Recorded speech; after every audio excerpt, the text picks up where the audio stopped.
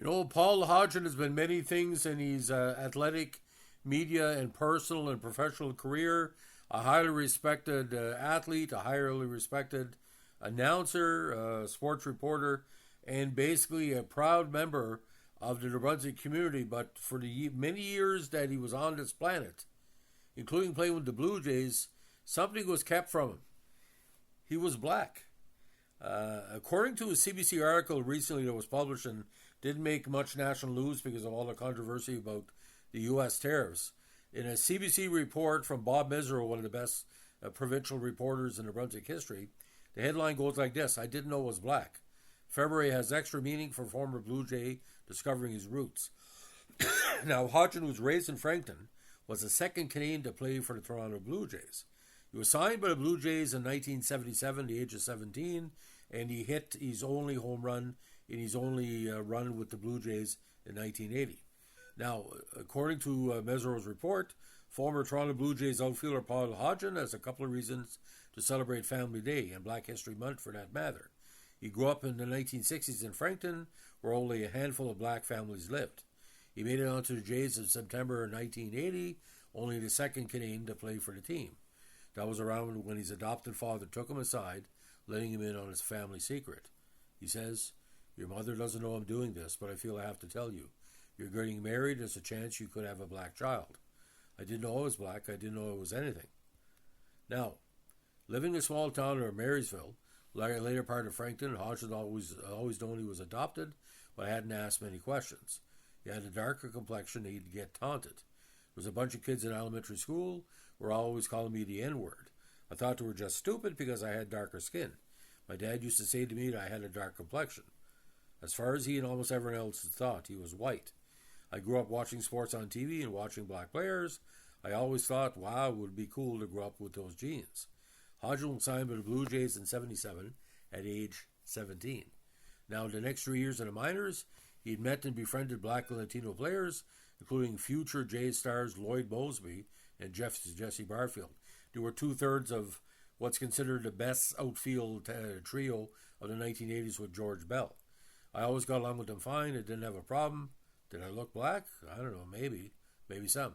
Former Jay Boomer Wells says he wasn't sure what I was. He just knew I wasn't a pure white guy. Jesse, Lloyd, it didn't matter to those guys. They didn't care what you were. Now, he got his shot at the big leagues in 1980, proving himself defensively outfield, hitting a home run of all people, Dennis Martinez, the future El Presidente with the Expos, and a clutch 3-run triple in another contest. The 81 season saw him tear his rotator cuff, and despite surgery, he couldn't gain enough strength back in that shoulder to make it back to the big leagues. He was out of baseball by 1985. At the same time, he was coming to grips with a family secret.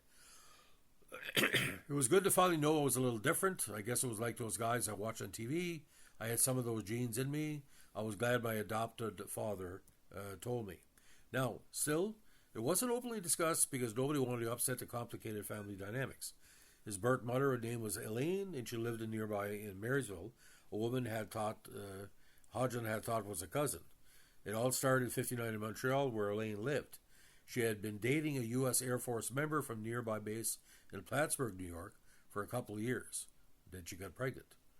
Her father was not happy and even went as far as to drive to Plattsburgh to tell the highest-ranking officer he could find that he didn't want my birth father to see Elaine again. If he did, big trouble. Now, one of the sergeants grabbed him and said, "You could lose your career, pension, everything." This was 1959, and he was a black man. Very different times. Elaine asked her beloved uncle and aunt to Marysville to adopt a baby. Soon she moved there too, married and had a family. All stayed quiet until 2017 at a family reunion. The day of the big gathering, my uncle emailed a group with a family genealogy, Hodgson said. In the email, Elaine's children were listed as his sisters. Chaos and hilarity ensued, Hodgson says. With everything out in the open, he talked to Elaine about it for the first time, and it got the whole story.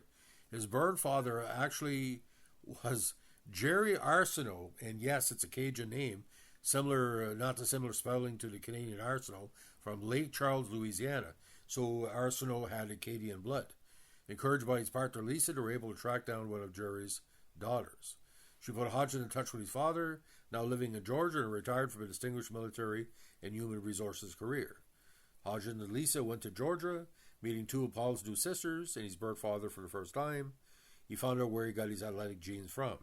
He's 6'7", a black belt in several styles, and played on the all-world basketball team for the U.S. Air Force. He's a very charming influence, a very intelligent man. Paul also has two new brothers elsewhere in the States. He's been welcomed in the family without reservation. Through text and social media, Paul's father, siblings, nephews, nieces, and new friends all stay close and connected. He's just as close with his birth mother, Elaine, and his sister and family in Fredericton. It's as good as it could be, Hodgson said. I'm so happy that this all happened. It's frustrating that it didn't happen earlier because it would have been super nice to have these people in my life. Just the perspective of being part of a Southern black family, they're all good people, they're all smart people. Now, Paul's birth parents, Elaine and Jerry, have been able to speak to for the first time since 1959. Now, after baseball, of course, Paul returned to Fredericton for a few years, including a stint as a very highly respected sports announcer and reporter for CBC TV. He now lives in Toronto, working for the Ontario government. Now, according to Hodgson and Mesereau, Fredericton has changed a lot since the 60s. Of course, it's multicultural, one of my favorite places in the province, as a large influence of immigrants and foreign students have changed the face of the city.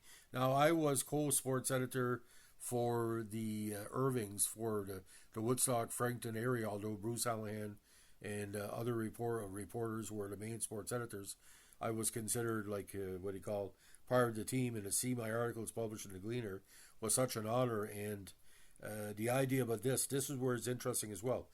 I'm an Aboriginal person. I'm not full status, but I'm proud of my ancestry, just like Paul is. Paul's a very sensible and straightforward guy.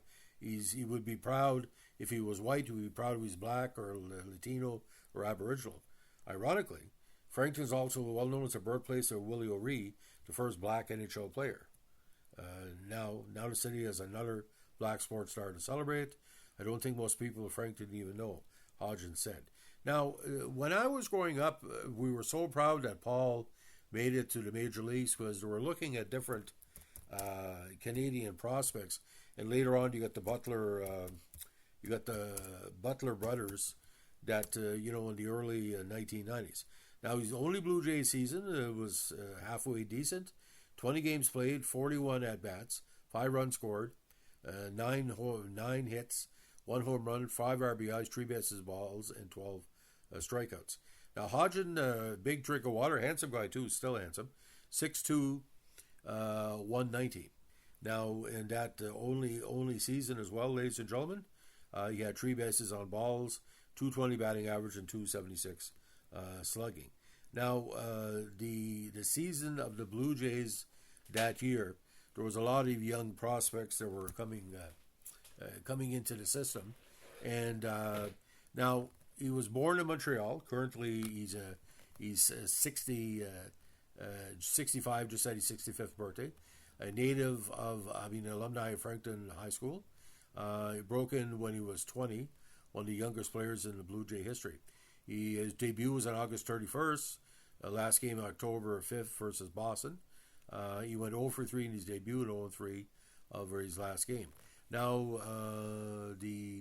we're going to look at his minor league stats because it's quite interesting what he did to get there.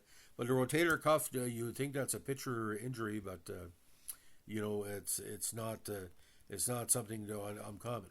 Now, he broke in with Utica of the NL and New York Penn League, batting .474 in short duty with 9 hits and 19 at-bats. Then, of course, he went to Medicine Hat for 11 games in 78. 79, he was in Dunedin for a little while, and a very, very good season. 6 home runs, 57 RBIs, 251. Now, in 1980, he split time in AA play with Knoxville. 5 home runs, 26 RBIs, and a decent 352 with Kingston in the A League. Now call up to Toronto for the next 81, 82, 83 with limited play. Still decent seasons, all with the Knoxville of the AA side. 7 home runs and 40 RBIs and 286 average in 81 in that strike season. 82, he had batted 236, 1 home run, 9 RBIs. His last season in Knoxville, again, .297 with 38 RBIs and 4 homers. So he's putting kind of Chet Lemon numbers.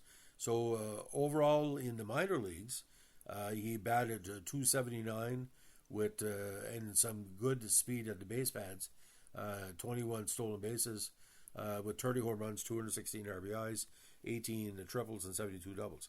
So, ladies and gentlemen, like I said, a very, very talented young man, and he's feeling in the campaigns was quite strong. I think he only made just a few errors as a fielder, but he did play some third base, and he did play some first base as well. So he played a majority of the outfield positions. So again, you don't know who you are until you find your ancestry. My Jewish heritage was kept for me well into my 40s because it was kind of not talked about, and I had to find out through my own research because, again, they wouldn't hire Jews in Quebec and New Brunswick back in the 20s if you said you were a Jew. But Paul, I think he's proud of, if he was not black, if he would have been Indian, would have been Chinese or whatever. But the fact is, he basically said that he always had a connection with the black athletes. And he was taught maybe because he's from New Brunswick, because New Brunswick were very genial people. We get along with everybody. In Montreal, where he's born, as a big, black community. So, but it's kind of weird. He was part of an all-black outfield with Toronto in 1980 and didn't even know about it because we talk about, the Pittsburgh Pirates breakthrough, the all-black outfield, in the late 60s, and the Alou brothers as well. So, ladies and gentlemen, if you like what you're doing here, what our sports podcast, let us know with a like, comment, subscribe, or share.